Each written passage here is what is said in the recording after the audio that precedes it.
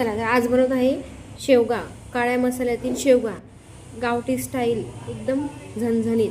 त्यासाठी घेतले खोबरं, कांदा, टोमॅटो, खडे मसाले, लसूण, अद्रक सगळं भाजून घ्यायचं. शेवगा एखादी कापून घेतला आहे धुवून स्वच्छ आणि त्याला थोडंसं फ्राय करणार आहे. ते खोबरं आणि कांदा झालेला आहे, त्याला भाजून ठेवला आहे आणि याला थोडंसं फ्राय करते तेलामध्ये.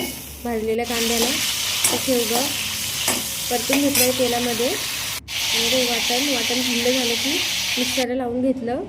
नंतर तेल घेतलं, त्यामध्ये मसाले टाकले, लाल तिखट, हळद, मसाले घेतले, त्याला परतून घेते. मग नंतर वाटण टाकले, काळं वाटण.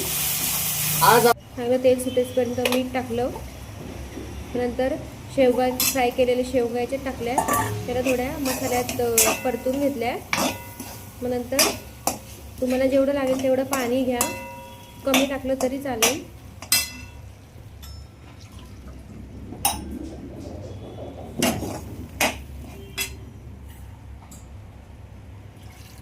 पाणी टाकून घेतलं आहे, तर त्याला 5-10 मिनटं उकळी येऊन द्यायची. तेव्हा आपला शेवगा मसाला तयार आहे. तुम्ही पण नक्की रेसिपी ट्राय करा आणि मला कमेंटमध्ये सांगा.